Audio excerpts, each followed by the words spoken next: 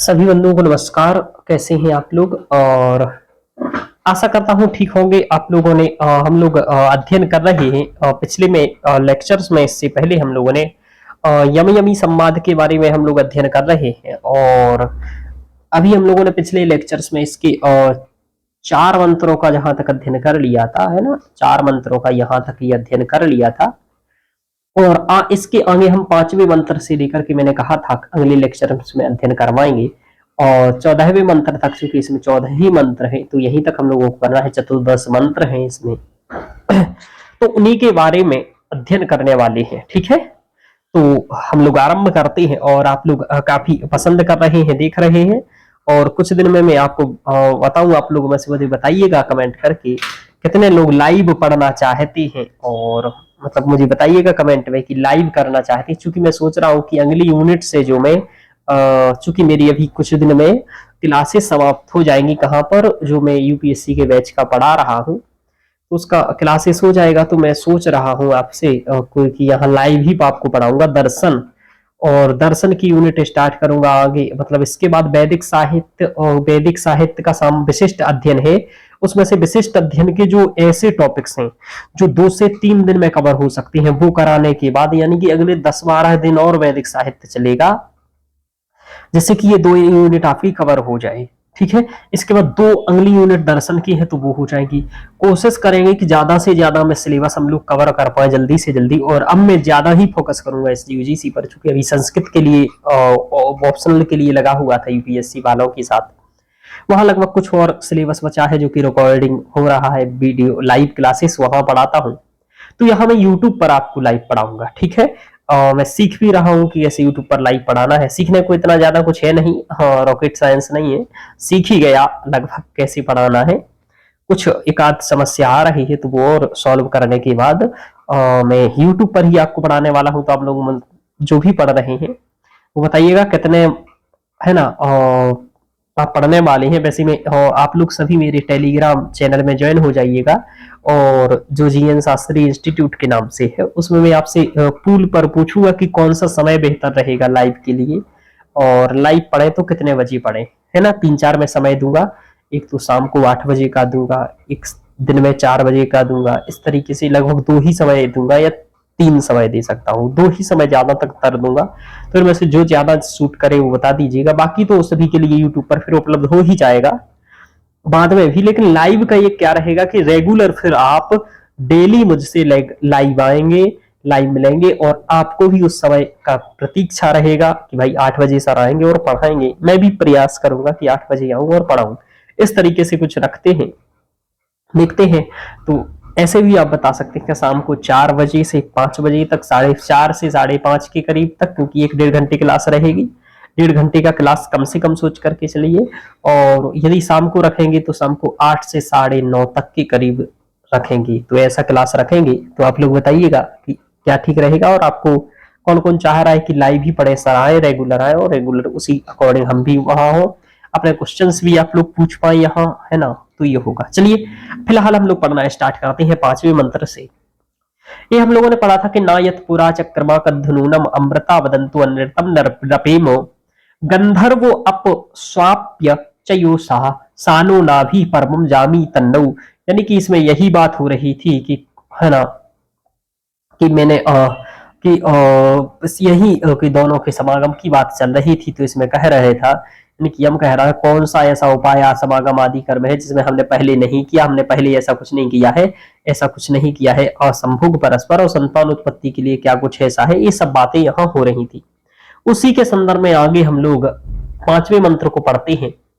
कह रहे हैं 5वें मंत्र में कह रहे हैं इसमें कि गर्भे नुनौ जनिता दंपति, गर्भे नुनौ जनिता दंपति, गर्भे नुनौ जनिता दंपति, है ना। करदेवः करदेवः तवष्टा सविता विश्वरूपः, है ना। करदेवस्त्व सविता, करदेवस्त्व है यहाँ, करदेवस्त्वष्टा सविता विश्वरूपः। एक बात, इस किताब में कुछ कुछ शब्द ठीक नहीं है, तो मैं एक और किताब साथ में रखा हूँ, उससे भी पढ़ रहा हूँ। और वो मतलब भौतिक स्वरूप में रखा हूँ, ये आपको ऑनलाइन स्वरूप में दिख रही है। ठीक है, तो हार्ड कॉपी में भी रखा हूँ यहाँ, ये सॉफ्ट कॉपी आपको दिख रही है। तो ध्यान रखिएगा। तो गर्भे नुनौ जनिता दंपति है ना, गर्भे नुनौ जनता दंपति, कर दे वस त्वष्टा, इसमें लिखा है कर दे वस त्वष्टा, कर दे वस तवष्टा नहीं त्वष्टा, कर दे वस त्वष्टा सविता विश्व रूप। आगे है ना, आगे लिखा है नकिरस्य प्रामिनन्ति, नकिरस्य प्रामिनन्ति व्रतानि वेदनावस्य पृथ्वी उतद्योः, है ना, उतद्योः, ये लिखा हुआ है। अब इसके अर्थ को समझते हैं तो पढ़ना तो आ गया होगा कि गर्भे नुनौ जनिता दंपति, दंपति, फिर लिखा है कर्देवस्त्वष्टा सविता विश्वरूपः नकिरस्य प्रामिनन्ति व्रतानि वेद नावस्य पृथ्वी उतद्यौः। अब हम लोग इसके एक शब्दार्थ को कुछ कुछ समझते हैं कि शब्दों के अर्थ क्या है, तो इसके सामान्य अर्थ या संपूर्ण अर्थ को समझ लेते हैं। वैसे तो मैं आपको तो कहा जा रहा है इसमें कि विश्व रूप सविता जनिता देव, जो विश्व रूप समस्त रूपों को जानने वाले जो सविता देव हैं, यानी कि जो देव हैं, कुल मिलाकर के प्रजापति आदि है, जो इन्होंने क्या किया है कि हम लोगों को जनिता यानी कि पैदा किया है, जनक उत्पन्न किया है, दंपति पति के रूप में, पति पत्नी के रूप में, दंपति के रूप में गर्भ से ही क्या हुआ है, पैदा किया हुआ है। तो गर्भे नुनौ जनिता, गर्भ से ही पैदा किया है, गर्भ से ही उत्पन्न किया है दंपति, है ना, दंपति के रूप में। तो गर्भेशु गर्भ धारण के विषय में नो, हम दोनों को व्रतानि नियमों का ना की नहीं प्रतिनिधि नाश करते हो तो देहु सूर्य। तो इसमें एक संपूर्ण शब्दार्थ तो लिखते नहीं है ये, ना कुछ कुछ चीजें लिखता है और वो भी गलत लिख देता है। ऐसी किताबों से अच्छा है कि लिखे ही ना भाई, है ना। चलिए मैं आपको इसी तरीके से जो मैं जानता हूं उस अकॉर्डिंग बता रहा हूं और दूसरी किताब के अकॉर्डिंग बता रहा हूं कि गर्भे नुनौ जनिता दंपति, हमें और त्वष्टा सविता विश्व रूप आदि जो ऋषि हैं, यानी कि सविता विश्व को बनाने वाले जो हैं, सविता आदि जो देवता हैं, उन्होंने हमें क्या किया है, गर्भ से ही दंपति बनाया है, गर्भ से ही क्या बनाया है, दंपति बनाया है। ये इंपोर्टेंट लाइन है, पूछा जाएगा पेपर में कि गर्भे नुनौ जनता दंपति कवे त्वष्टा सविता विश्व रूप है। ये यमी कह रही है, इसमें पहली बात ध्यान रखना, यमी इसमें कहती है कि विरूप करता, है ना, शुभ अशुभ करता, सर्वात्मक और जो दिव्य जनक प्रजापति है, उन्होंने तो हमें गर्भ अवस्था से ही दंपति बनाया है। तो पहली बात में यही हो रहा है कि गर्भे नुनौ, गर्भ से ही जनिता दंपति, दंपति बनाया है किसने, तो कह रहे हैं त्वष्टा सविता विश्व रूप, त्वष्टा सविता आदि जो ऋषि है उन सब ने मुझे बनाया है। कुल मिलाकर के इस समय की भी ये अवधारणा थी कि मनुष्य को किसने बनाया, किसी ना किसी देवता ने बनाया, ये अवधारणा थी। एक विचारधारा आज भी यह है जो यह स्वीकार करती है कि मनुष्य को या हम सभी को किसने बनाया है, देवता ने बनाया है, यानी कि मनुष्य को बनाने वाला कोई ना कोई है। ऐसा ही मानने वाला ये भी है, इनके समय में भी ऐसा मानने का एक विचार था। लेकिन दूसरा विचार भी है आज भी कि भाई कैसे कोई जो यहाँ नहीं है वो किसी को बना सकता है, यानी कि क्या जरूरत है, यानी कि उसकी बात हम आगे करेंगे। दार्शनिक विषय है ये तो वस्तुतः कि सृष्टि उत्पत्ति कैसे हुई है। अगला विषय दर्शन ही है और मेरा फेवरेट विषय है, मतलब मेरी रुचि भी सर्वाधिक है, पढ़ाने में मुझे सबसे अच्छे से आता है, नॉलेज में मेरे काफी अच्छा है, इस पर भी काफी ठीक है। पर वैदिक के मामले में ये होता है कि वैदिक खुद ही स्पष्ट नहीं है चीजें किताबों में भी, तो वैदिक में थोड़ा प्रॉब्लम आती है।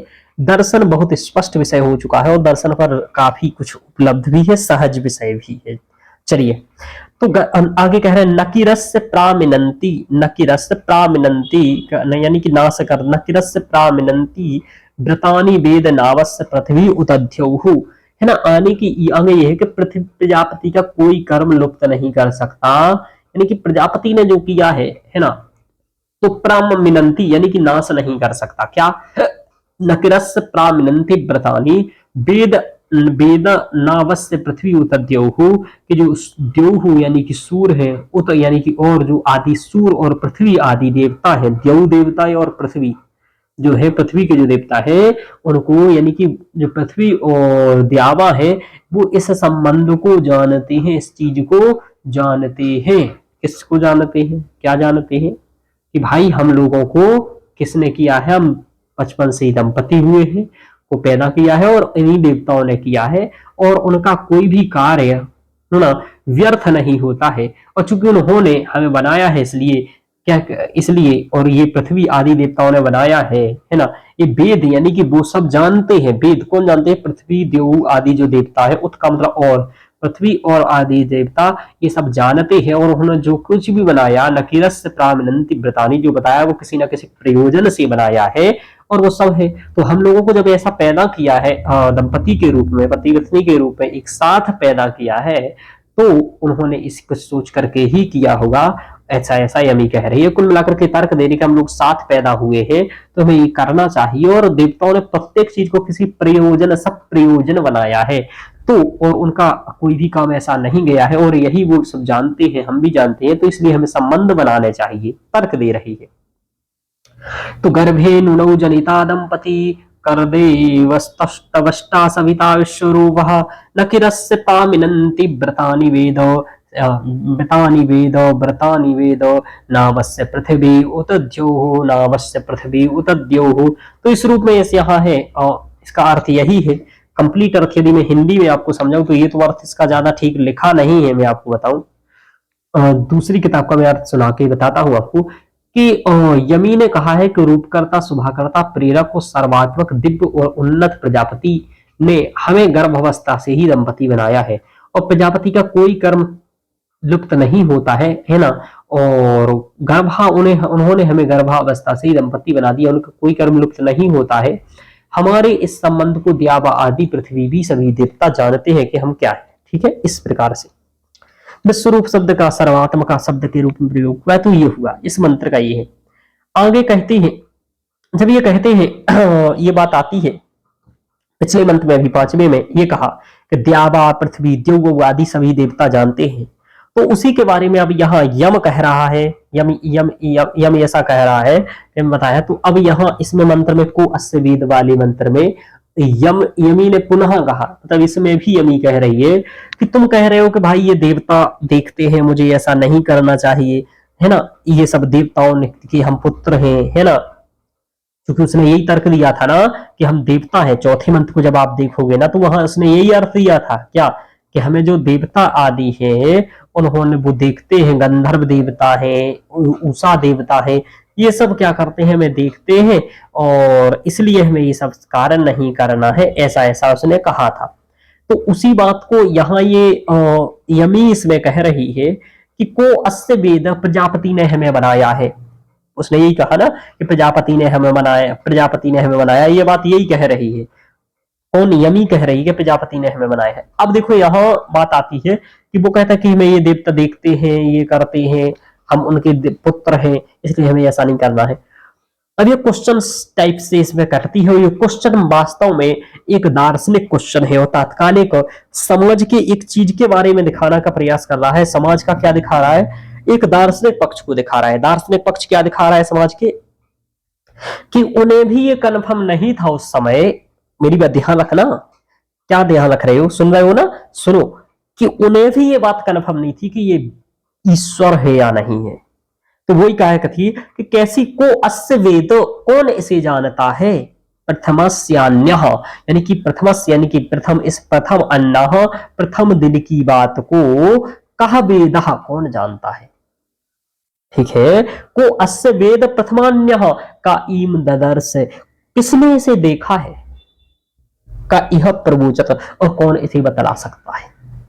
मतलब ब्रह्म के स्वरूप की बस्ता यहाँ बात हो रही है, और ये हो रही है बात की जो तुम कह रहे हो कि ये देवता है, ये हमारे पिता हैं, ये हैं, तो करे को अस्य वेद प्रथमस्यान्य, इस संसार के प्रथम दिन को कौन जानता है, या फिर इसके प्रथम दिन को कौन जानता है, का ईम ददर्श, कौन देखता है, का यह प्रवोचत, किसने इसे बताया है, बोचत प्रावोचत बताया है। देखो एक बात और, वैदिक काल में एकमात्र सबवर्ड का स्वतंत्र अर्थ होता था। कहा, का शब्द का अर्थ हो रहा है का, प्रा, ईम, इस शब्दों का भी अर्थ का ईम ददर्श, किसने इसे देखा है, ईम का अर्थ है ना। तो ऐसा भी होता था, ये वाद भी ध्यान रखना। आगे बृहन मित्रस्य वरुणस्य याम, बृहन मित्रस्य वरुणस्य धाम, वरुणस्य धाम, इसमें धाम लिखा है, इसमें किताब में धाम लिखा है, तो धाम लिखा है ना। बृहन मित्रस्य वरुणस्य धाम कद्रु ब्रव आहनो वीच नूनम, कहनी विद्य आहनो वृच नूनम, यानी कि इसको जानता है। मित्र से यानी कि देवता, उन सबके मित्र। वरुण से वरुण आदि भगवान। धाम यानी कि प्रताप, बृहद बहुत बड़ा है। अन्ना के कटाक्ष करने वाली स्त्री। नृण मनुष्य को बीच विवेक करके भी कतु कौन निश्चय से बब क्या कह सकता है, यानी कि कौन क्या कह रहा है, ये वाली बात है। अंक कह रहे बृहन मित्र से वरुण से धाम, कि किसने उसका प्रकाश किया है, किसने उसे देखा है ना। मित्र और बड़ों का यह जो महान धाम है अहोरात्र है। बृहत और मित्र से वरुण से धाम, बृहत और मित्र का ये वरुण का जो धाम है। कद्दू ब्रव आहनो विच्यानन, यानी कि उस धाम को, उसके बारे में हे मोक्ष या बंधन करता यम, तुम क्या जानते हो, तुम क्या कहते हो। कद्रु ब्रव, क्या बोलते हो। अहनो विच्यानन, इसके बारे में, इसके बारे में तुम क्या बोलते हो। कुल मिलाकर के यहाँ प्रश्न हुआ है कि तुम जो कह रहे हो कि ऐसा है वैसा है, तो तुम क्या जानते हो। को अस्य वेद, कौन उस प्रथम अन्न के बारे में जानता है। का इंद्र क्या जानता है, कौन देखा है उसको। का यह प्रवोचत, कौन उसको बता सकता है। बृहन मित्र से वरुण से धाम, जो बृहद देवता है वरुण और मित्र, उनके धाम को कौन जानता है। कद्दू ब्रव, तुम क्या समझते हो, ब्रव बताओ। आहनो विच्यानन, इसके बारे में तुम क्या जानते हो, बताओ यम। ऐसा यमी कह रही है छठवें मंत्र में। सातवें मंत्र आता है, अब क्या होता है, यानी कि पूर्व समय की जो बातें कहती हैं उन्हें कौन जानता है। संतान होगी या नहीं होगी, इसके मूल कारण को भी किसने देखा है, और इस विषय में निश्चय कौन सी कुछ भी कह सकता है। सबके मूल मित्र पूज्य परमेश्वर प्रताप महान है, अतः कटाक्ष करने वाले मनुष्य का ज्ञान विवेचन करने में भी कोई निश्चित रूप से नहीं कह सकता है, यानी कि कौन जानता है। अब ये है, अब सातवां मंत्र है। सातवें मंत्र को हम लोग पढ़ते हैं। तो इस पिछले मंत्र में क्या दिख रहा है, ब्रह्म के स्वरूप की एक प्रश्न की बात हो रही है। वहां भी ये स्पष्ट ना नहीं थी कि कौन जानता है, मतलब ये कि देखो जैसे आज हम सर्वज्ञाता नहीं है, उस समय में भी वो सर्वज्ञाता नहीं थे। दूसरा कि जो सामान्य प्रश्न है कि किसने देखा, सृष्टि कब हुई है, किसने बनाया है, ये प्रश्न भी उस समय भी अपूर्ण थे, यानी कि इनका कोई परफेक्ट उत्तर नहीं था, जो आज भी नहीं है। तो कुछ लोगों को लगता है कि ऐसा बहुत कुछ समाज था, उन्हें सब पता था, सब ज्ञात था। अरे भाई, तुम किस दृष्टि से सोचते हो, किस स्रोत से ये ज्ञान धारण कर लेते हो, इसकी हमें समझ नहीं आती है। आप क्या किसी बातों को सुन करके केवल मान करके चल रहे हो, या किसी ग्रंथों में भी पढ़ रहे हो ये सब बातें, ठीक है। वो ग्रंथों में पढ़ रहे हो तो क्या वह प्रमाणिक है, ये सब बातें ध्यान रखिएगा आप लोग। चलिए आगे देखते हैं।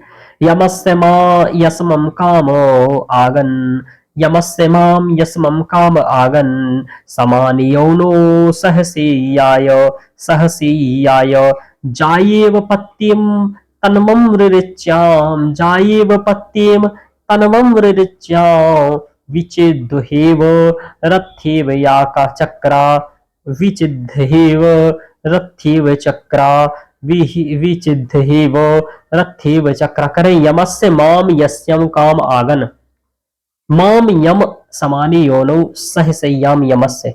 करें माम यानी कि मुझको, है ना। मां का शब्द, अब देखो मैंने कहा था कि मां शब्द का प्रयोग वैदिक भाषा में दो रूपों में होता था, इनके दो अर्थ निकलते थे। एक तो मां शब्द का मुझको निकलता था, जैसे कि यहां निकल रहा है कि यमस्य माम यस्मम काम आगन। एक निकलता था नहीं, यानी कि निषेधात्मक, जैसे कि हम कहते हैं किसिरमा दिव्यत अक्षय, किसिरमा दिव्यत, कि अक्षय सूक्त का ये मंत्र है जो आप पढ़ेंगे आगे और सूक्त में। कहते हैं अक्षयर्मा दिव्यत कृषि मत कृषस्व, है ना। ये सब आप लोगों ने सुना जरूर होगा कि अक्षयर्मा, पासे मत खेलो। अक्ष का मतलब पासे, जुआ, जुआ मत खेलो। और क्या करे करे करे फिर, तो कहता कृषस्व, यानी कि कृषि करो। तो अक्षयर्मा दिव्यत कृषि मत कृषस्व, कि कृषि करो जाकर के, खेती करो जाकर के, पासे मत खेलो।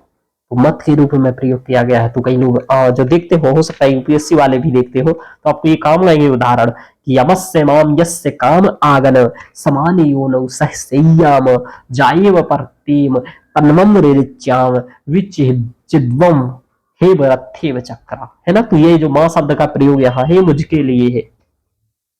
तो अगर मां यानी कि मुझको, यम यम यानी कि यम, यमी को, यानी कि मुझको, यानी कि यम यम, मुझ यमी को, समान एक साथ, यौनो स्थान में, सह से यम साथ सोने के लिए, यमस्य यानी कि यम का, आगमन प्राप्त हो, यानी कि अब हम दोनों एक साथ आ जाएं, सहसंयम यानी कि एक ही खटिया पर आ जाए, दोनों दोनों दोनों क्या हो जाए, एक ही खटिया पर आ जाए, यानी कि एक ही स्थान पर आ जाए, सहसंयम यौनौ आगन समाने, यस यमस्य यस्मम कामम, यमस यानी कि मुझको यमी को यम्यम काम समान एक साथ आ जाए, एक स्तर पर आ जाए, एक संज्ञा पर आ जाए, साथ होने के लिए यमस्य यम को आगमन हो, प्राप्त हो, आ जाए।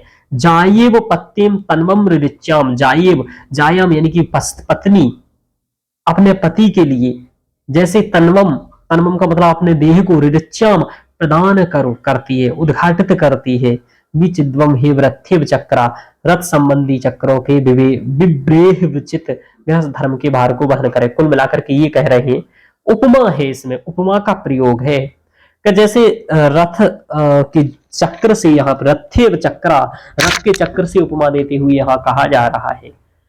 यमी कह रही है कि कहा रही है जैसे एक सैया पर पति पत्नी के साथ अपनी देह का उद्घाटन करती है, तो है ना, पत्येब है ना, जायेब यानी पत्येम जायेब, पत्नी के पति के लिए, जाया यानी कि पत्नी, तन्वम ऋच शरीर का उद्घाटन करती है, यानी कि वस्त्र इत्यादि ओपन कर देती है, खोल देती है।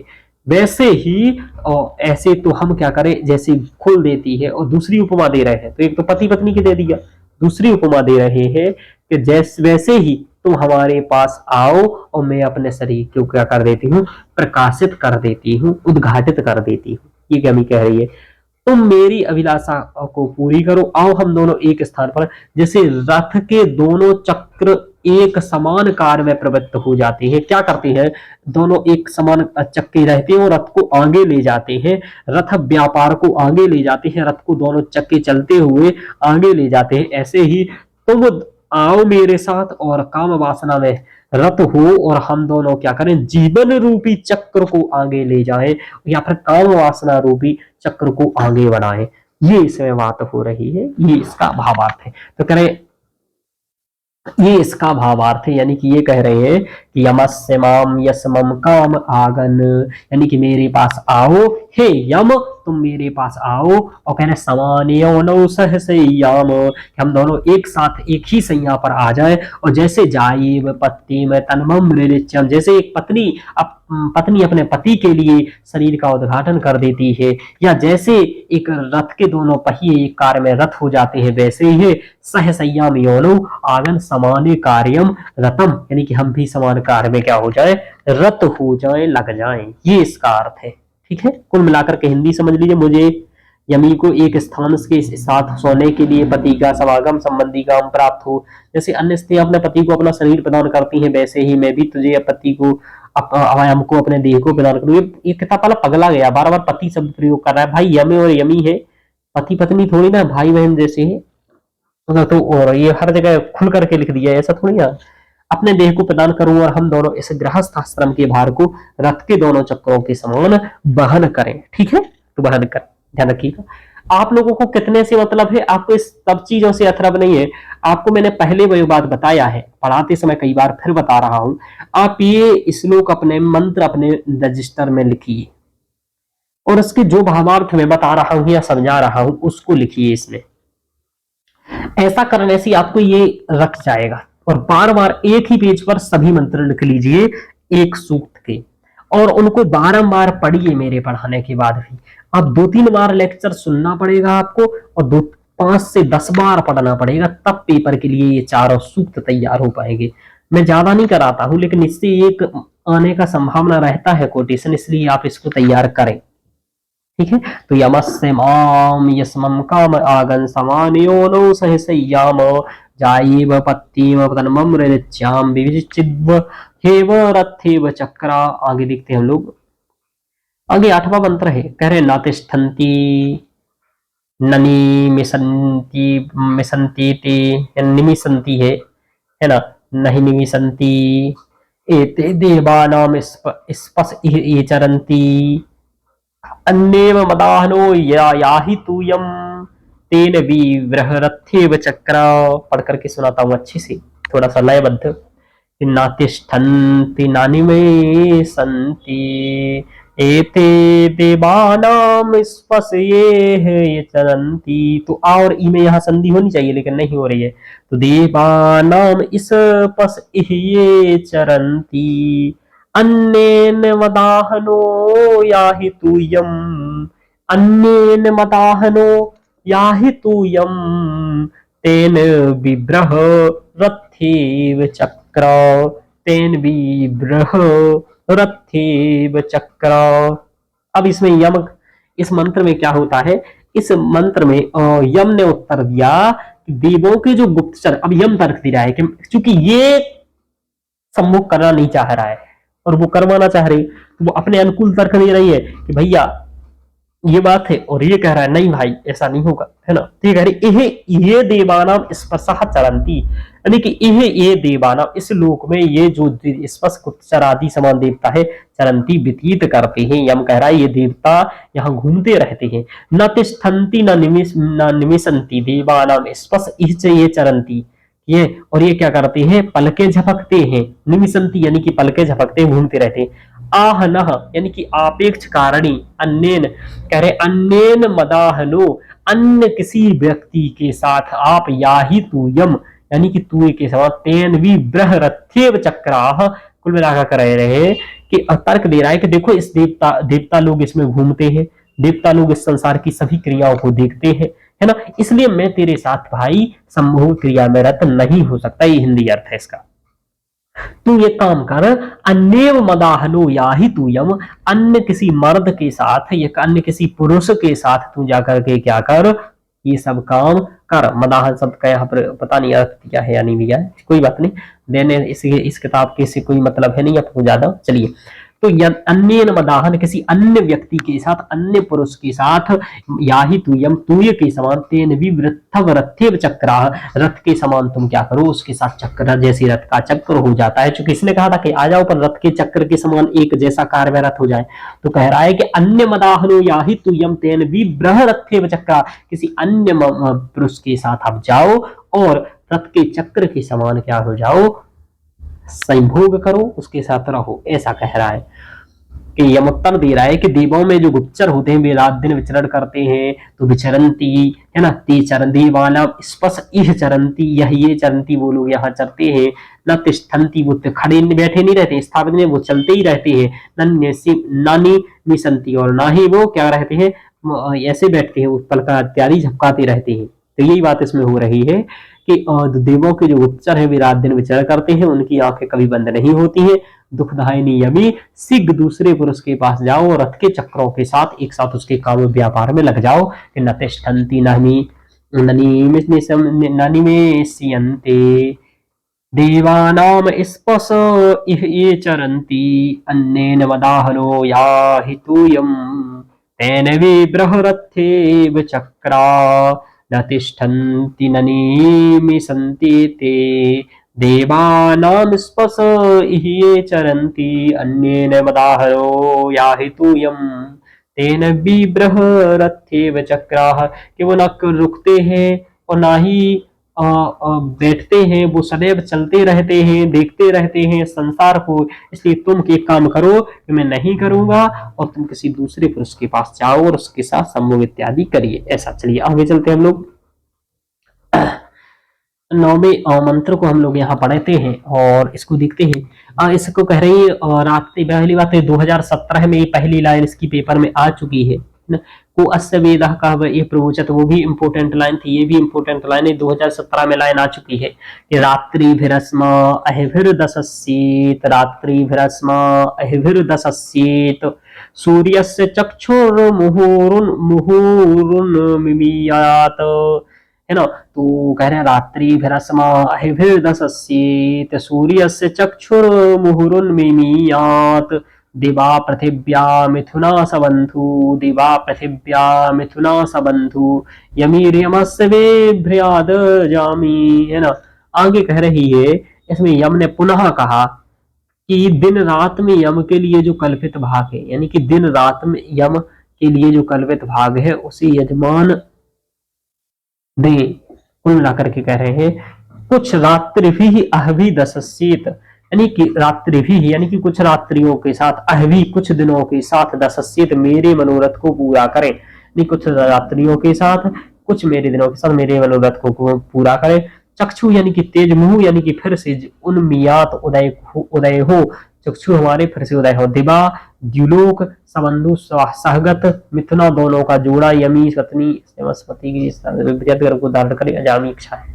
कुल मिलाकर के इसमें हम ही कह रहा है कि रात्रि भ्रस्म अहविर्दशस्ये सूर्य से चक्षुर्मुहुरुन्मियात, कि रात्रि हो, दिन रात के जो देवता यम है वो उत्पन्न हो, वो आए, सूर्य का तेज यम के लिए उदित हो। कुल मिलाकर के ये कह रहा है कि देवता हमारी रक्षा करो, तुम उदय हो जाओ, तुम आ जाओ, तुम प्रकाशित कर दो, तुम में ये सब दिवा प्रतिभा मिथुना संबंधु, है ना। आगे कह रहा है कि परस्पर आगे कह रहे हैं यमी यम भ्राता के अतिरिक्त किसी अन्य पुरुष को धारण करे, दिवा पृथिव्या, कि तुम इस पृथ्वी पर, दिवा मिथुना संबंधु यमीर यमस्य विभ्रयाद यामी आमी, यानी कि तुम किसी दूसरे के साथ जाकर के, किसी दूसरे के साथ, है ना, किसी दूसरे के साथ क्या करो, जाकर के गर्भ धारण करो या संभोग इत्यादि करो। तो दिवा पृथिव्या मिथुना संबंधु यमीर यमस्य बिभ्रयाद जामी, अजामी, यानी कि कुल मिलाकर के ये है कि आप अब जाओ और किसी और के साथ ये काम करो, ऐसा यम कह रहा है यमी से। रात्रि के जो देवता बृहस्पति अहविर जो रात्रि और दिन के देवता है, सूर्य जैसे सूर्य जो देवता है वो रात्रि के हो, जो चंद्रमा है वो दिन के देवता है, सॉरी चंद्रमा रात्र के देवता है और सूर्य दिन के देवता है, उल्टा बोल दिया था मैंने। तो ये उत्पन्न हो और हमारे लिए प्रकाश उत्पन्न करे, और यमी के लिए, क्योंकि मतलब हमें इसके पाप कर्म से दूर रहूं।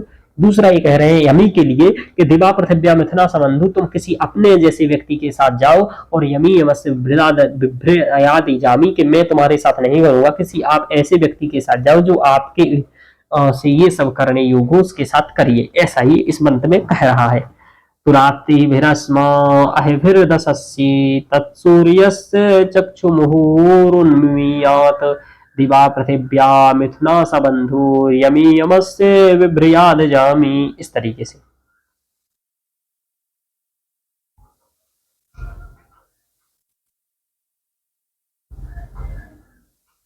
आगे कह रहे हैं, आगे है आघात गच्छानुत्तरा युगानि, आघात, अब 10वें मंत्र को हम लोग पढ़ रहे हैं। हाँ, इससे पहले हम लोगों ने ये मंत्र पढ़ लिया है 9वां। कह रहे हैं कि 10वें मंत्र को पढ़ रहे हैं कि आघात गच्छानुत्तरा युगानि, आघात गच्छानुत्तरा युगानि, यत्र जामयः कृण्वन्न जामि, यत्र जामयः कृण्वन्न जामि, उपवर्व्रीहि वृषभाय बाहुम, उपवर्व्रीहि वृषभाय बाहुम, है ना, अन्यमेक्षस्सो सुभगे पतिम पतिमत। कह रहे हैं घा यानी कि निश्चय ही, ता यानी कि वे, उत्तरा बाद में, युगानी काल में भी अगच्छात प्राप्त होंगे। अगाथा अगच्छात जिसमें, यत्र जिसमें, जामया पुत्र उत्पन्न करने में समर्थ स्त्रियां, अजामी यानी कि नियोग कर्म से कर्मन संतान उत्पन्न करती हैं, हे सुभागशाली। कुल मिलाकर के ऐसा कह रहे हैं यहाँ। इसमें यह कि आघात अगच्छानुत्तरा, इसका ये कह रहे हैं कि भविष्य में ऐसा युग आएगा, आगा आएगा आएगा, गच्छान गच्छान आएगा, उत्तरा युगानी किसी बाद के युग में ऐसा समय आएगा, यत्र यानी कि जहां, जामया कणवन्न जामी, जहां बहन और भाई ये सब काम करेंगे। इसका ये अर्थ है कि एक समय में ऐसा आएगा, यहाँ ऐसा यम कह रहा है कि भविष्य में ऐसा युग आएगा, आगा तगच्छन उत्तरा युगानी, उत्तर युग में आगे एक ऐसा युग आएगा जहां पर यत्र जामयः कृण्वन्न जामी, जहां पर पति पत्नी के रूप में है ना, जहां भगनियां अपने बंधुत्व विहीन भ्राता को पति बनाएंगी, है ना, तो कि किसी और को भाई बना, भाई से संबंध करेंगे आदि आदि। जामया कृण्वन्न जामी, आगे कह रहे हैं उपवर्व्रीहि वृषभाय बाहुम अन्य बाहुम बाहुम अन्यमी अन्य यमी इक्षस्व सुभगे पतिम तत्। और आगे कह रहे हैं कि उपवर्व्रीहि यानी कि उपवर्व्रीहि, आगे देखते हैं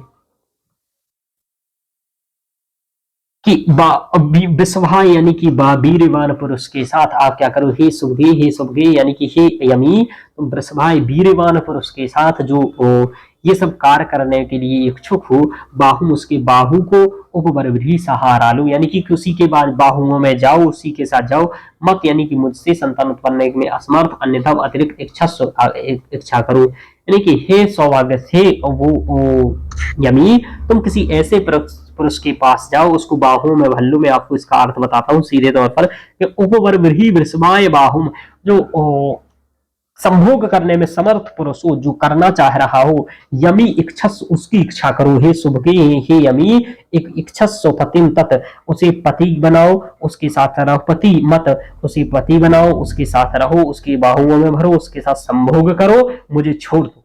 ठीक है, ये तो इसमें एक ये भी दे रहा है कि भविष्य में ऐसा आएगा कि इस तरीके से कार्य कर आप होंगे, ये सब बातें कह रहे हैं। ठीक है, तो एक सूचना भी है इसमें, ऐसा कह रहे हैं कि ऐसा करेंगे यदि यदि यदि।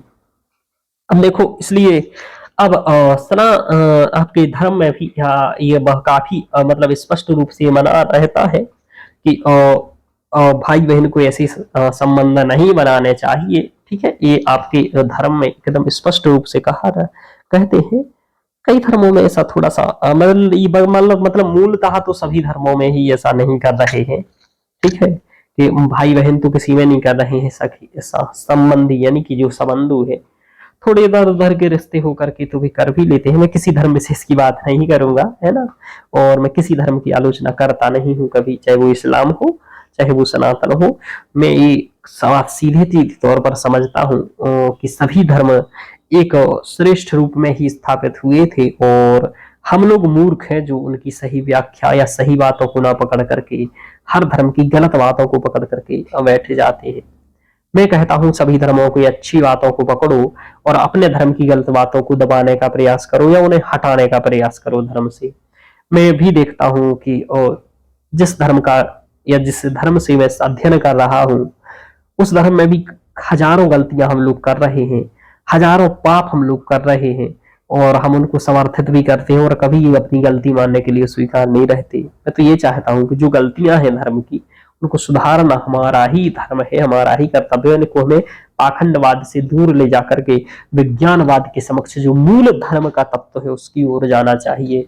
तो मैं मूल धर्म को बढ़ावा देता हूँ। कभी कभी किसी किसी को मैं अधर्मी भी लगता हूँ और ऐसा लगता है कि धर्म विरोधी है, लेकिन वस्तुतः मैं कटु बात कहता हूँ तो इसलिए ऐसा लगता है। मैं कहता हूँ कि भाई जो गलत चीज है वर्ण व्यवस्था के रूप में जो तुम जाति व्यवस्था को समर्थन दे रहे हो गलत है, तो भाई गलत है ना। किसी भी कीमत पर आप ये सही सिद्ध कर ही नहीं सकते कि वर्ण व्यवस्था और जाति व्यवस्था है। कल ही एक क्या ही बताऊं, एक यज्ञ का पोस्ट आया था, यज्ञ कराने के लिए उसमें कुछ लोगों की आवश्यकता थी।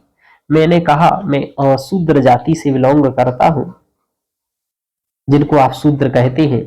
मुझे जिस यज्ञ की आपको आवश्यकता है वो मुझे बहुत ही अच्छे से आती है, दुर्गा सप्तशती। मैंने कहा मुझे यज्ञ में रख सकते हो, मेरे कर्म तो बहुत अच्छे हैं यदि आप कहते हो कि कृष्ण ने कहा है गुण कर्मई विभाग साह। मैं अध्ययन अध्यापन करता हूँ, यज्ञ आदि करता हूँ, यानी कि मुझे ज्ञान भी है दुर्गा सप्तशती का। मैंने आश्रम से पढ़ा हुआ है, मुझे सब कुछ आता है। मैं लेकिन शूद्र जाति का, शूद्र मानते हो आप उसको, मैं ऐसी कैटेगरी हूँ, मैं ऐसी हूँ। मैंने उनसे कहा मुझे बुलाएंगे, उन्होंने मना किया कि नहीं बुलाएंगे आपको। हालांकि ना मैं जाने वाला हूँ, ना मैं शूद्र हूँ, ना मैं ऐसी हूँ, ना मैं दुर्गा सप्तशती जानता हूँ, कुछ नहीं जानता हूँ असलियत में। और दूसरी बात, मैं सब कुछ जानता हूँ, वो सब कुछ हूँ। मेरे बारे में कोई भी स्पष्ट रूप से नहीं जानता है कि मैं क्या जानता हूँ, हालांकि सब मैं बताना चाहता हूँ कि मैं किस जाति से हूँ, क्या हूँ। कोई मुझे नहीं जानता है कि मेरी जाति क्या है, नाम से भी कभी आपको स्पष्ट होगा नहीं। ठीक है, तो ध्यान रखिएगा। तो कुल मिलाकर के ये कि ये अभी ऐसा नहीं है, हम जाति व्यवस्था को दे रहे हैं कि चूंकि वो सब जानता है एक व्यक्ति, और ऐसी है केवल तुम इसलिए नहीं बुलाओगे उसे, है ना। वो दुर्गा सप्तशती जानता है, वो वेद पढ़ा रहा है, वैदिक साहित्य पढ़ा रहा है, आगा तक छलतरा युगानी समझा रहा है। ठीक है, वो जानता है कि सहस्र शीर्ष पुरुष सहस्त्राक्ष क्या है, वो जानता है देव हो शांति अंतरिक्ष को शांति, वो जानता है आनु भद्राकृत वो जंतु, यानी कि जो पांडित्य की आप बात कर रहे हो वो जानता है व्यक्ति। ठीक है, तो ये गलत है, ये हमारे धर्म की गलत बात है कि हम वर्ण व्यवस्था के नाम पर जाति व्यवस्था चला रहे हैं। ठीक है, और ये छोड़ना पड़ेगी, गलती नहीं छोड़ेंगे तो छोड़ेंगे। मैं जरूर छोड़वाऊंगा कि मैं झुकी तुम्हारी वजह से मैं भुगत रहा हूं। चलिए आगे चलते हैं हम लोग। तो आघात अगच्छन त्रायुगानी यत्र जामयः कणवंत जावी उपबर्ब्रही वसवाय बाहु अन्य इच्छस्व सुभगे पतिव्रत। ये हम लोगों ने पढ़ा, इसका वो अर्थ समझा कि ऐसा समय आएगा जब ऐसा लोग करेंगे। और अभी तुम्हें क्या करना चाहिए अभी कि किसी ऐसे पुरुष के पास जाना चाहिए, उसको बाहुओं में भरना चाहिए, बर्ब्रही मतलब बाहुओं में भरना चाहिए, है ना, और उसके साथ संभोग इत्यादि करना चाहिए। अब आप में से कई लोग जिज्ञासु होगी, सर अब अपने बारे में बता दीजिए, कौन है, क्या है, किस कैटेगरी के हैं। ये रहस्य है, मेरा रहस्य, आप किसी को मालूम नहीं चलेगा लगभग कभी भी कि मैं क्या हूं, कैसा हूं और कब हूं, कहाँ हूं। ठीक है, क्योंकि मैं इस पता चलने देना ही नहीं चाहता हूं। मैं एक सवाल मतलब मैं क्यों आप अंतर कर रहे हो भाई, मनुष्य दिखता कैसे, मैं आपको फोटो में दिखता हूँ ना, वीडियो में दिखता हूँ ना, अब देखो, है ना। आप ये क्यों चाहते हो, मैं सत्य को सत्य ही कहूंगा, गलत को गलत ही कहूंगा, चाहे वो किसी भी चीज से संबंधित हो। ठीक है, इसलिए मैंने अपने नाम में ऐसा जाति वाति हटा दिया है, शब्द सब कुछ हटा दिया है।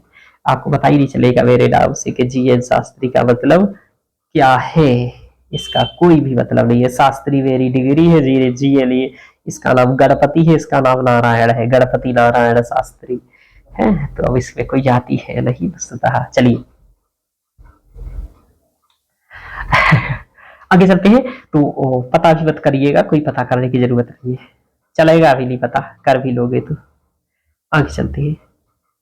किम भ्रात सद्य नाथम भवाती, किम भ्रात सद्य नाथम भवाती, है ना। तो भवाती शब्द का प्रयोग देखो, लेट लकार का प्रयोग है। किम स्वसा किम किम स्वसा निगच्छात, है ना। काममृता वहल्ले तद्रपावी, काममृता वहल्ले तद्रपावी तन्मा वे तनवम सप्रगति। देखो ये लिखा है संप्रगति, संप्रगति कितना कठिन शब्द प्रयोग किए जाते थे। सम वहां अलग लिखा है, संप्रगति का अर्थ है संगत कर। तो कह रहे किम भ्रात सद्यनाथम भवाती, है ना, अनाथम भवाती। किम कौन होगा जो भ्राता के रहते हुए अनाथ हो जाए। तो कहे किम भ्रात सद्यनाथम भवाती, ठीक है। किम स्वसा यर्रितिर निगच्छात कामम मृता वन्मे तद्रपामी तन्वामी तन्वम सप प्रगति। यानी कि कह रहे हैं कि यमी ने कहा, यही यमी इसमें कह रही है कि वह कैसा भ्राता, किम भ्राता वह कैसा भ्राता, है ना, जिसके रहते, है ना, जिसके रहते भगनी अनाथा हो जाए, अनाथम भवाती, अनाथ हो जाए, है ना। तो किम भ्राता सद्य उसके रहते क्या हो जाए, अनाथ हो जाए। किम स्वसा निगच्छात, और क्या बे निर्ऋति ही दुखी को विगच्छा चली जाऊं, मैं कहां चली जाऊं, है ना। तो मैं काम मूर्छित होकर के जिसके भ्राता रहते दुख दूर ना हो, है ना। कि वो स्वसा, वो कैसा भाई कि जिसमें स्वसा उसकी बहन का रित्र निगच्छात उसका दुख दूर ना हो। यानी कि तू वो कैसा भाई है कि भ्राता सद्यनाथम भवाती, उसकी जो बहन है वो अनाथ हो जाए, और कैसा भाई जो अपनी बहन के दुख को दूर ना कर सके, है ना। कह रहे काम व्रता वह वे तद्रपावी, कह रही है काम व्रता तद्रपे, यानी कि काम मूता काम से मूर्छित हुई, यानी कि काम व्रता में काम से मूर्छित हूँ, बहुत कुछ एतत यह बहुत कुछ रपावी बक रही हूँ, बोल रही हूँ। काम व्रता वह वे तद्रपावी, बोल रही हूँ, तद रपावी, बोल रही हूँ।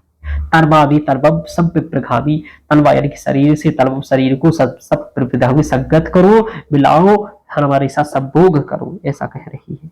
कि अब ये उसको इस तरीके से कह रहे कि भाई भाई की रहते तुम्हारा भारी कर्तव्य है, तुम्हारे रहते तुम कैसे मेरे भाई, यदि काम इच्छा कर रही हो तो तुम पूर्ण नहीं कर रहे हो, वे कैसी भाई हो तुम जो हमारी दुख को दूर नहीं कर रहे हो, आदि आदि।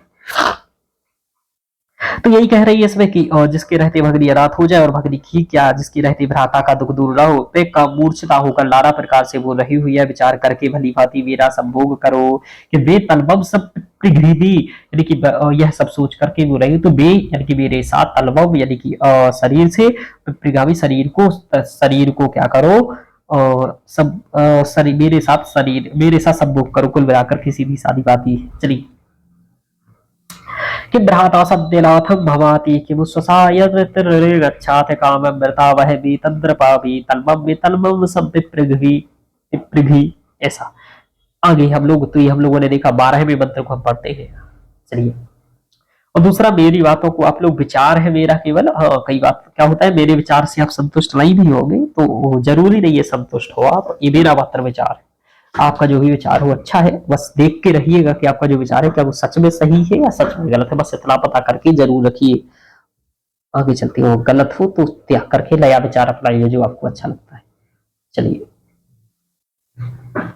तो है ना, ऐसा है।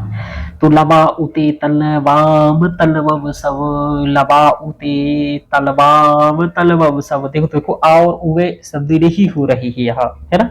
तो कई मैंने उदाहरण बता दिए आपको, जहां पर संधि नहीं हो रही हो भी रही है, हो लेके तो 50 उदाहरण है ना। तो देखो, लवा उते तन्वाम तन्वम साम पप्रच्याम पापम आहुर स्वसारम निगच्छात अल्लेन मत प्रमुदः कल्प यस्वन्ते भ्राता सुभगे वष्टे तत। आगे बताते हैं कि लवा उते तन्वाम तन्वम सम पप्रच्याम पाप आहुर स्वसारम निगच्छात अल्लेलवत प्रबुदः कल्पयश्व लते भ्राता सुभगे वष्टये तत्। तो पढ़ करके बताओ, तो ऐसे पढ़ना है कि लवा उते तलवाम तलवव सव पप्रच्याम पाप आहुर्षसारौ लिगच्छात् अल्लेलवत प्रबुदः कल्पयस्व लते भ्राता सुभगे वष्टये तत्। कुल मिलाकर के इसमें यह कह रहे हैं कि मतलब यम ने उत्तर दे रहा है यहाँ यमी से कि मैं तुम्हारे शरीर से अपना शरीर मिलाना नहीं चाहता, यानी कि मैं तुमसे अपना शरीर तलमा तलबम संप्रत्यम संगत करना नहीं चाहता। लबा यानी कि नहीं चाहता, उतते तलवाम तलबम सब प्रत्यम यानी कि मैं तुम्हारे शरीर के साथ अपना शरीर मिलाना नहीं चाहता। पापम आहुर, यह मैं पाप को प्राप्त होगा, लिगच्छात जो प्राप्त होगा, है ना। आप क्या करो, अल्लेल मत प्रबुदः, अन्य किसी पुरुष के साथ कल्पयस्व ये सब करो, नते भ्राता सुने बष्टे ये तत्, मैं तुम्हारा भाई ये सब नहीं चाहता हूं, ऐसा कह रहा है। इसमें भी यही बात कि नवाते तलवा तब पिच्यम, यानी कि मैं तुम्हारे शरीर से अपना शरीर बनाना नहीं चाहता। जो भ्राता भगनी का संभोग करता है उसे लोग पापी कहते हैं, यानी कि वेरी गुड। तात्कालिक समाज में भी ये प्रचलन था, यानी कि कह रहे हैं कि यम पापम आहुर सुसारम लिगच्छात, जो भाई अपनी बहन के साथ संबंध बनाता है, ते भ्राता सुभगे वष्टे, तो उसे लोग पापम आयुर्यु पापी कहते हैं। ठीक है, पापी कहते हैं। बहन स्वीकार किए के साथ संगम करे, सुभगे सुभगति मत मुझसे अल्लेल अल्ल के साथ प्रबुदा आमोद प्रबोध कल्प यस्व अनुभव कर भ्राता भरण पोषण करने वाला एतत इस समागम को नवष्टि नहीं चाहता है, कि आपका भाई इस संबंध को नवष्टि तत् ऐसा नहीं चाहता, ये तत् नवष्टि ऐसा नहीं चाहता है किसी अन्य के साथ। ते अल्लेल यानी कि तुम अल्लेल मत प्रबुदा कल्प यस्व, अन्य के साथ प्रबोधाबोध करो और ये प्रबोध आबोध की अनुभव करो, यानी कि दूसरे के साथ जाओ, उसके साथ सब भोग करो, तुम्हारा भाई नहीं चाहता है और समाज उसको पापी कहेगा या वो पाप को प्राप्त होगा, ऐसा कह रहा है। तो कुल मिलाकर के यह यम का यही है कहना कि मैं नहीं चाहता हूं और संभोग क्रिया आदि ये सब।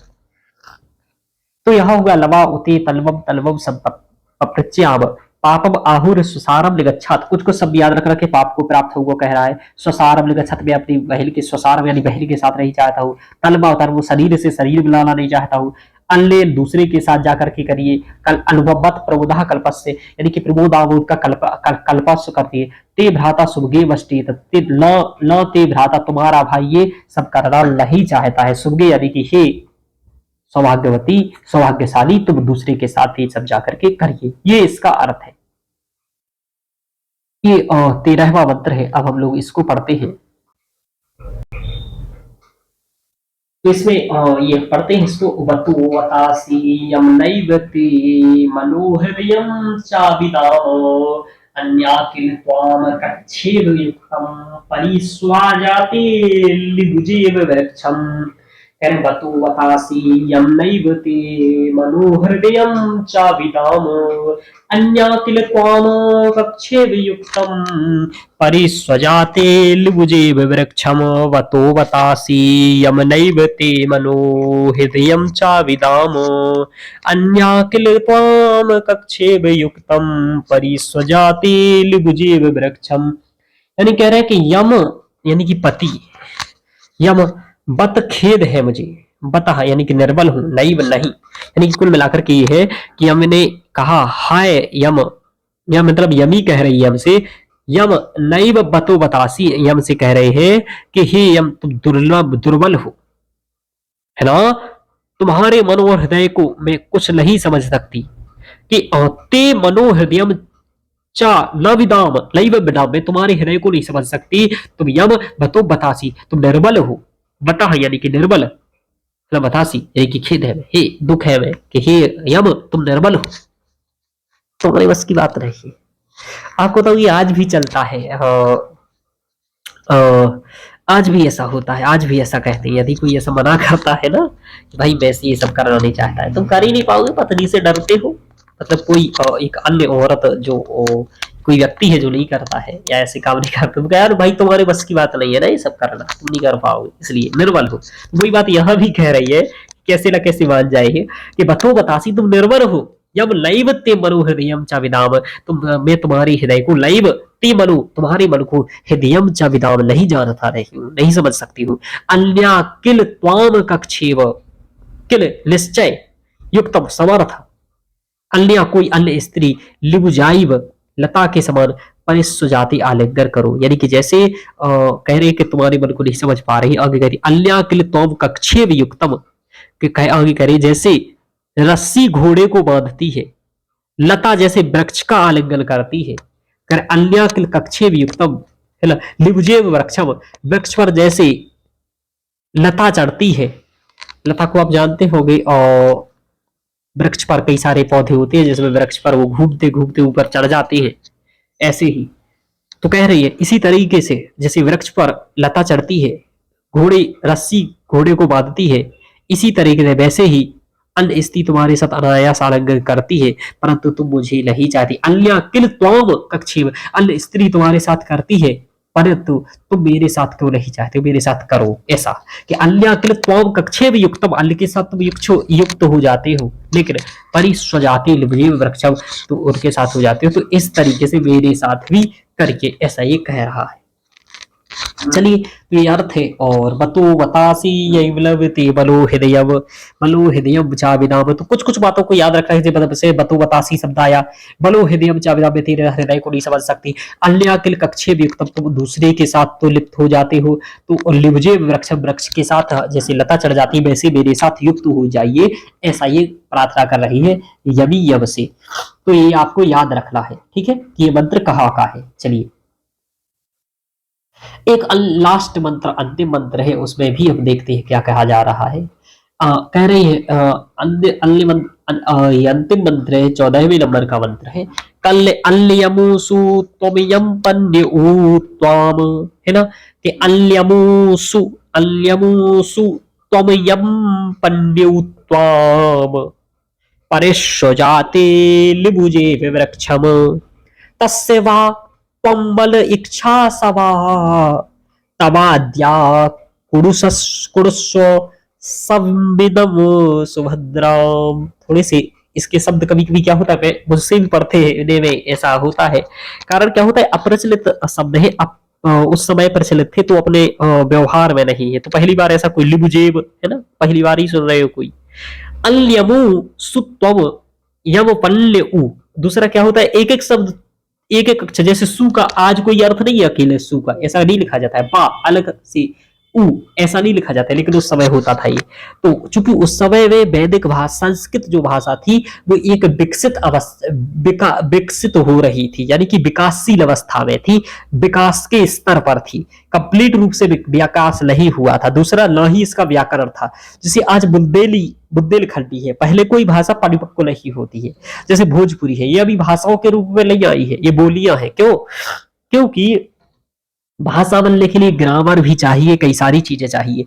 तो इसी तरीके से इस समय वैदिक भाषा का पूर्ण विकास नहीं हुआ था। अच्छे से वैदिक भाषा थी, लेकिन वैदिक भाषा की कई चीजें स्पष्ट रही थी, जैसे संधिनीय अनिवार्य नहीं थे, आत्मनेपद परस्मै पद की बात वहां स्पष्ट रूप से अलग अलग विधान नहीं था, संधि हो भी रही है, लई भी हो रही है, यानी कि कोई नियम ही नहीं था, उपसर्गों का प्रयोग कहीं भी हो रहा है, देख लो आप, है ना। तो इस तरीके से चल रहा था उस समय। तो वैदिक भाषा को कह सकते हैं विश्व की सर्वश्रेष्ठ, लेकिन सर्वश्रेष्ठ भाषा हम लौकिक संस्कृत को ही कहेंगे, जो वैज्ञानिक है पाणिनि के द्वारा चिंतनीय है, पाणिनि, पतंजलि और फिर कात्यायन इत्यादि के द्वारा। चलिए, अल्यमु का कुछ लोग इसी बात को बहुत गंभीर ले जाते, नहीं भाई वेदों की भाषा सबसे श्रेष्ठ है, चाहे पाणिनि कुछ भी करके गए हो। अरे भाई थोड़ा सा दिमाग लगा करके सोचो, भाषा के स्तर पर, है ना, चिंतन के स्तर पर देखो। नियमबद्ध भाषा है पाणिनि की, जो पाणिनि बनाए हैं वो पाणिनि के बाद जो अष्टाध्यायी बना तो भाषा को एक नियमबद्धता मिली है, उसके बाद से वैसे ही भाषा रही है। इससे पहले अविकसित भाषा ही कहलाएगी जहां कोई चीज स्पष्ट रही है। ठीक है, तो स्पष्टीकरण होता है कि कोई चीज क्यों है, जब ऐसा स्पष्टीकरण हो, है ना। इंग्लिश भी अभी इतना नहीं कह सकते आपकी पूर्ण विकसित भाषा है, कई नियम वहां भी है स्पष्टता। जब नियमों की स्पष्टता हो जाए, है ना, प्रमाणिकता हो जाए, तब भाषा एक अच्छी भाषा कहलाती है। ठीक है, चलिए। हालांकि जिसला समझने वाले को तब नरम ब्रह्मा भी नारद जयति, ये भी होता है। चलिए, अल्यमोसु त्वम यम पल्यौ त्वाम परिस्वजाते लिबुजे वृक्षम तस्य वा त्वाम बल इच्छा सावतवाद्या कृणुस्व संविदं सुभद्राम। कुल मिलाकर के ये कि अल्यमोसु पढ़ना है तो गा करके भी पढ़ सकते हो, मैं पढ़ा देता हूँ, और कोई चीज भी गा करके पढ़ी जा सकती है, थोड़ा सा लय ही तो बदलना है।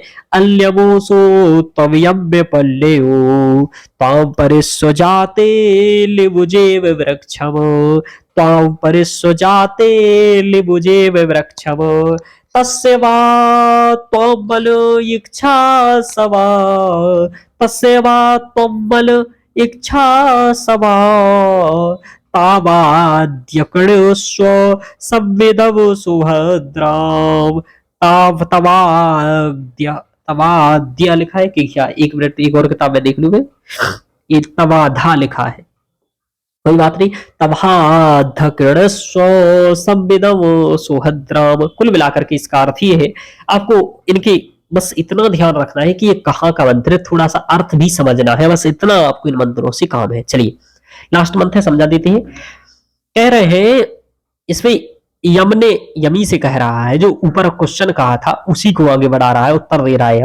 यम कह रहा है कि यमी से कहा कि तुम भी अन्य पुरुष का ही भली भांति आलिंगन करो, कि अन्यमु सु त्वम यम्य पन्य उ त्वाम, यानी कि जैसे इसने कहा था यमी ने कि तुम दूसरी स्त्री के साथ तो कर ले रहे हो, मेरे सम्मुख क्यों नहीं कर रहे हो, तो ये कह रहा कि तुम भी कर लो दूसरे के साथ। अन्यमु सु त्वम यम पत्नी उ त्वाम परिस्वजाते लिबुजेव वृक्षम, और जैसे वृक्ष पर उसकी लता चढ़ती है तो तुम भी जाकर के किसी दूसरे के साथ, है ना, संभोग क्रिया में रत हो जाओ। तो ये कह रहा है कि अन्यमु सु त्वाम यम पन्य उ त्वाम परिस्वजाते लिबुजेव वृक्षम, दूसरे के साथ आप भी कर लो। तस्य वा तुम मन इच्छा सा, है ना, उसी के साथ तुम अपने मन की इच्छा पूर्ण करो, है ना, करे उसी के साथ तुम क्या करो, उसी के साथ अपनी इच्छा करो। वैसे ही अन्य पुरुष तुम्हें आलिंगित करे, तुम उसी का मनहरण करो, अपने सहवास का प्रबंध उसी के साथ करो। ऐसा कह रहा है कि ऐसी में ऐसा में मंगल, इसी में तुम्हारा मंगल होगा। कह रहे तस्य वा तुम मन इच्छा सा, उसके साथ तुम अपने मन की इच्छा करो, उसके साथ वो बात तमाद्य कृणस्व, और उसी के साथ संभोग करो। संविदम सुभद्राम, उसी के साथ तुम्हारा कल्याण होगा, मैं तुम्हारे साथ नहीं करूंगा। इस तरीके की बात को कुछ कुछ याद रखना है कि तस्य वा बलम इच्छा, उसके मन की इच्छा पूर्ण करो, तमाद्यकड़ उसी के साथ सम्मोह करो, संविनम सुभद्रा उसी के साथ करिए। तो इस तरीके से कह रहा है ना, कि उसी के साथ करिए। सुभद्रा मतलब कल्याणकारी, तुम्हारी वह कल वही कल्याण होगा, वहीं पर जाकर के ये सब करो, है ना। परिस्व जाति का मतलब आलिंगन करो, है ना, ये परिस्व जाति शब्द आया ऐसा।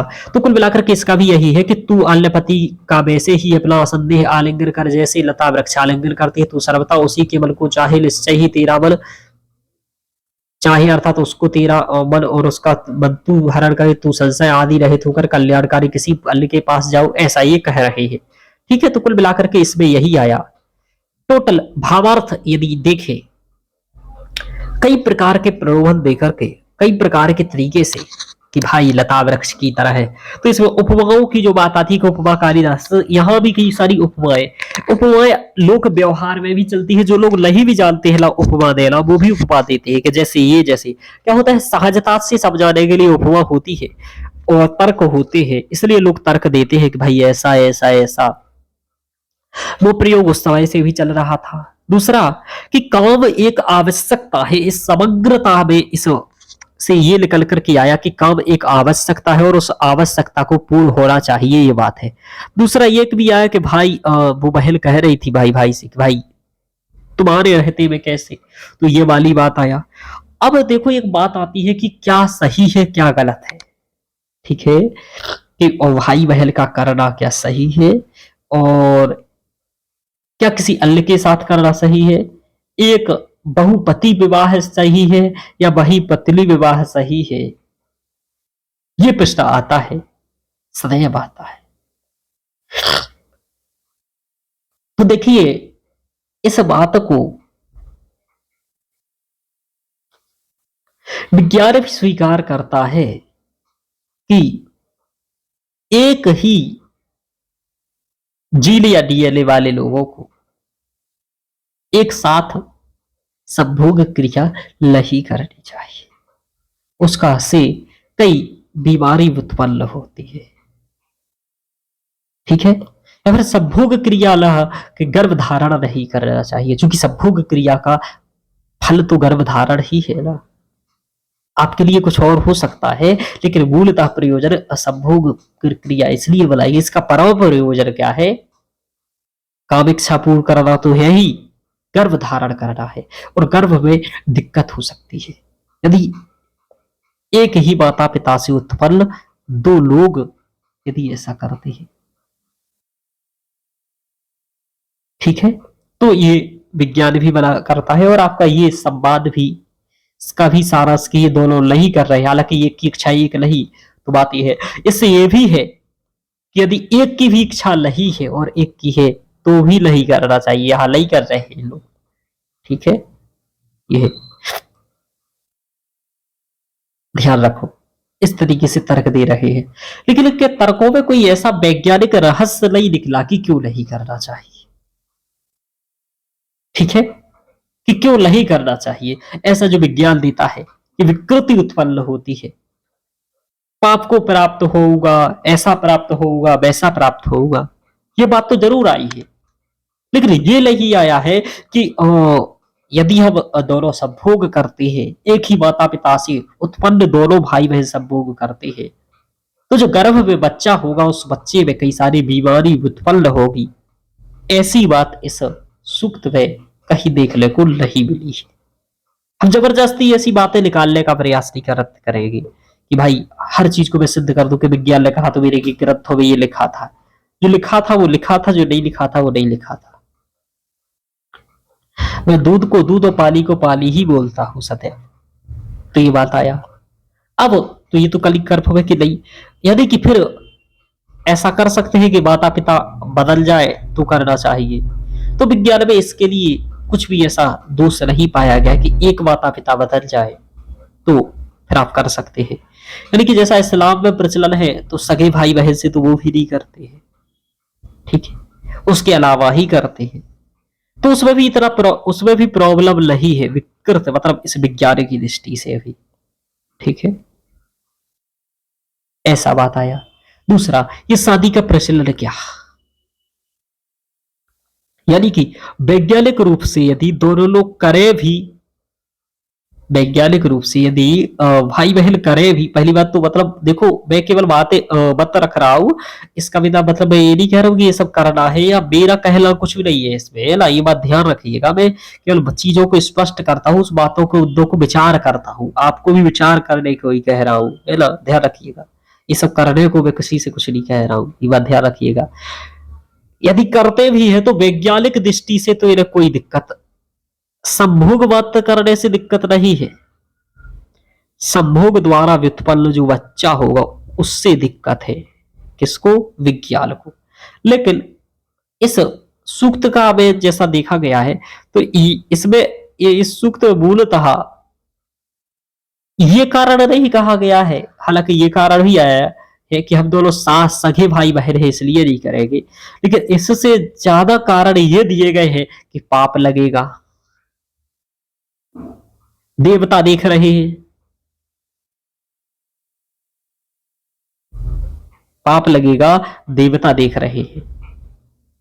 ये मूलतः प्रयोग कारण निकल करके आए कि क्यों यव के साथ यवी नहीं, यवी के साथ यव नहीं करेगा सब भोग, तो क्या निकल करके आए कि पाप लगेगा मुझे। बोले कि समाज उसको पापी कहता है, समाज का दिक्कत सामने यहां भी आया है कि समाज कैसा था, समाज ऐसा करने पर पापी कहता था, देवता ऐसा नहीं करते हैं। यह भी का तर्क था कि देवता भी तो ये सच करते हैं, देवता भी तो ऐसा करते हो, देवता तो गिले चुले देवता है भाई, ठीक है, देवता तो ऐसा करते हैं, तो ये भी कह रही थी, तो हमें क्यों नहीं करना चाहिए, मतलब उसका ऐसा देवता करते हैं, हमें लगता है ऐसा ऐसा भी हो सकता है उस समय भी उच्च वर्ग के लोग हो सकता है ऐसा कार्य करते हो, पैसे वाले करते हो, कोई और ऐसा हो उस समाज में जो ऐसा कुछ करता हो, ठीक है, सामान्य लोगों के लिए ऐसा नहीं रहता हो, तो ये भी एक हो सकता है। बस तो रहा एक शादी, और तो ये कि क्या करना चाहिए या नहीं करना चाहिए, तो दोनों दृष्टिकोणों पर मैंने बताया कि वैज्ञानिक दृष्टि से नहीं करना चाहिए, क्योंकि ये शादी नहीं करना चाहिए का इसलिए। अब इसका परीक्षण का क्या उपाय है, तो देखो ऐसा परीक्षण करके विज्ञान देख भी सकता है, यदि देखना भी चाहे तो, कि विकृति उत्पन्न होती है या नहीं होती है, या क्या प्रॉब्लम होता है, ठीक है। केवल इस धारणा मात्र से ऐसा नहीं कि भाई बहन है तो, है ना, दो पुरुष है, ये परीक्षण आवश्यक है, तो ऐसा आगे सोचा जा सकता है। हालांकि धार्मिक रूप से मना किया जा रहा है, और धर्म मना ही करता है, धर्म क्या ही मना करता है, धर्म मूल रूप से इसी सूक्त का तर्क देता है, ठीक है, कि यम ने यमी के साथ नहीं किया तो भाई वो बहन के साथ नहीं करना चाहिए। तर्क क्या है, तर्क पर अभी और भी विचारणीय है, कोई वैज्ञानिक तर्क निकल करके यहाँ ज्यादा वैज्ञानिक, पाप लगेगा, देवता करेंगे, पाप क्यों, कैसा पाप, व्हाट इज पाप, क्या होता है ये पाप, अनैतिक है किस दृष्टि से, तो इस पर विमर्श करना आवश्यक है ना। मैं तो विद्वान हूं नहीं जाना कि मैं इन पर विमर्श करूं या कोई व्यू रखूं, मैं इतना समर्थ नहीं हूं अभी कि मैं व्यू रखूं कि नहीं भाई करना चाहिए या नहीं करना चाहिए, ये विमर्श का विषय है, विज्ञान का विषय है, रिसर्च का विषय है, शोध का विषय है, सामाजिक व्यवस्था का विषय है। देखिए कोई चीज ऐसा चली आ रही है इसलिए नहीं करना चाहिए, ये कोई तर्क नहीं होता है, ठीक है, ध्यान रखिएगा, ये कोई तर्क नहीं होता है, क्या कि ऐसा चला आ रहा है इसलिए करना चाहिए। यदि उसके पीछे कुछ कारण है, पॉजिटिव कारण है, कुछ कारण है, क्या कारण है, उसको खोज करना चाहिए, कारणों को जानना चाहिए, तर्क संगतता देखनी चाहिए, वैज्ञानिकता देखनी चाहिए, स्वीकारना चाहिए, यानी कि पहले जानो तब मानो, यानी कि केवल मानो नहीं, कुछ भी मत मानो, तर्क को समझो, तर्क को जानो, और ऐसा कुछ भी नहीं करो।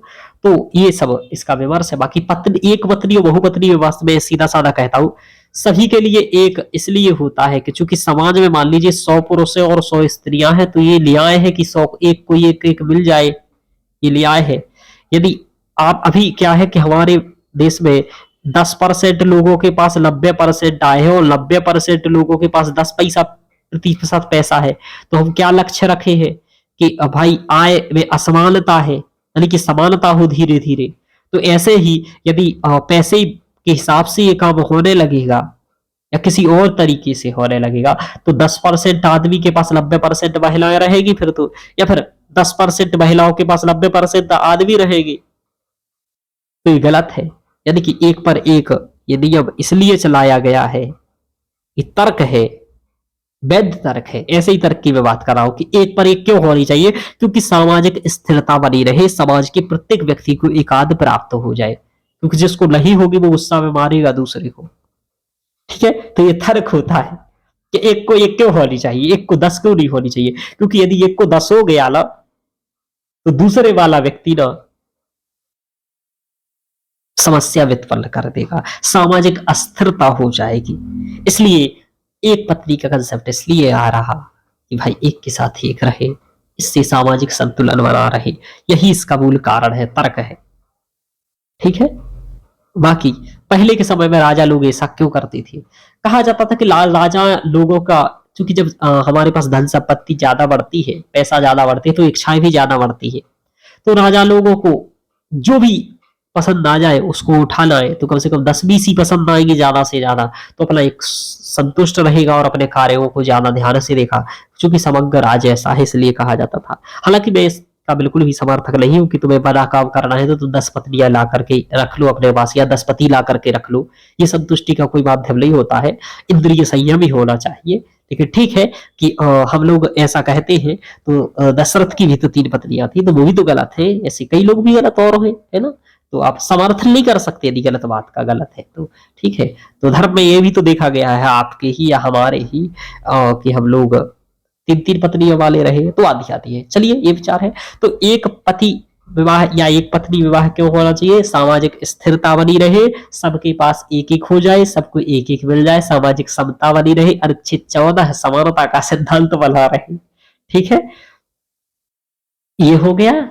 और द्वितीय क्यों होना चाहिए, द्वितीय बाकी ये सब पर तुम्हें बोलने की इच्छुक हूं नहीं, और ना बोल पाऊंगा कुछ कि भाई बहन का क्या करना चाहिए या नहीं करना चाहिए, ये सब भाई इतना मैं विद्वान हूं नहीं। ठीक है, तो बाकी ठीक है, जो है चलते हैं, अभी आज इतना ही रखते हैं। और किसी को यदि कोई ऐसा लगता है तो क्षम्यताम, उसके लिए बुरा मत मानिएगा, मेरा सीधा साधा बात है, बात होनी चाहिए, वही बात मैं कर रहा था आपसे। चलिए, तो आज के लिए इतना ही रखते हैं, और ठीक है, और आप लोग बताइएगा, लाइव क्लास का भी बताइएगा, पढ़ना है या नहीं पढ़ना है, और कौन कौन पढ़ना चाहता है, कितना समय बजे चाहते हैं, तो आगे की यूनिट से लाइव में भी रहेंगे, तो आप लोगों की भी बात पे सुनूंगा।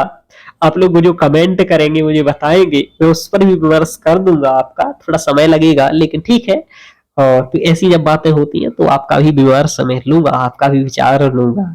ठीक है, तर्क लूंगा। अभी एक तरफा संवाद हो रहा है, 2 तरफा संवाद करने का शीघ्रतः प्रयास करूंगा। ठीक है मित्रों, धन्यवाद। और अब बुरा मत मानिएगा, मैं एक केवल मात्र पक्ष हूं, संपूर्ण या समग्र पक्ष नहीं हूं, समग्र रूप से मैं सही नहीं हूं, ये मैं सदैव कहता हूं। मैं भी एक पक्ष हूं, एक विचार हूं, एक बस इस तरीके से। ठीक है, ओके मित्रों, धन्यवाद।